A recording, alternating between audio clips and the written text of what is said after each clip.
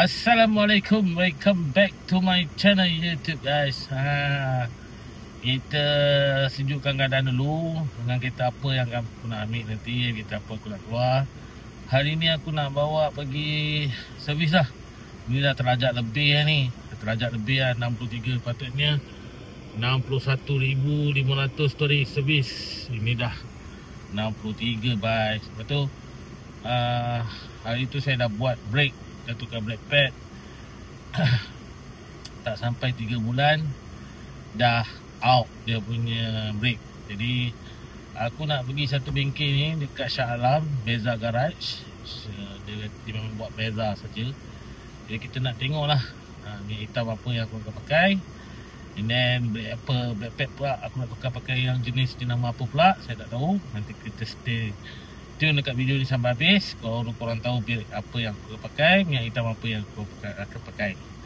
Jadi jomlah kita pergi tukar brake pad dengan minyak hitam.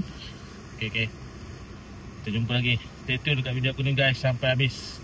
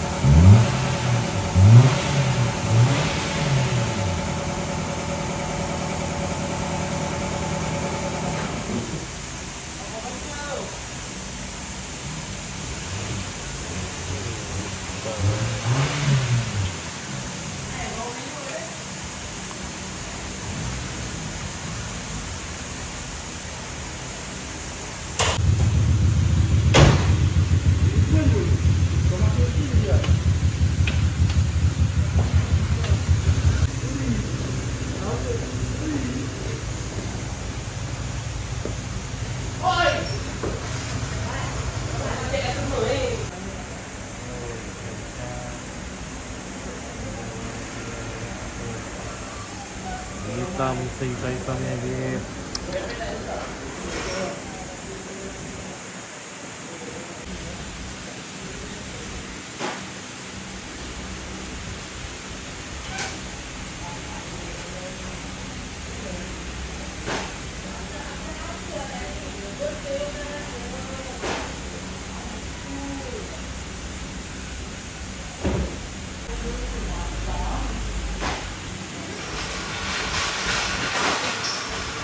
Setiap kali servis aku akan tukar kamera.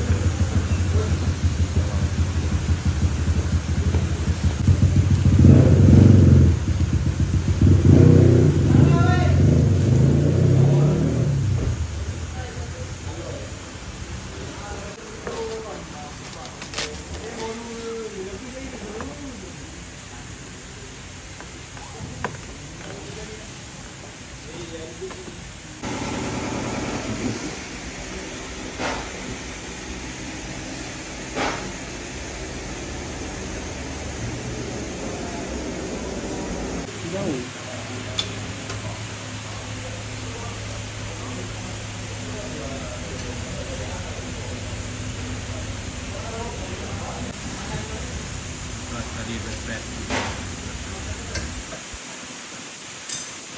Okay guys, dah siap servis dah. Alhamdulillah.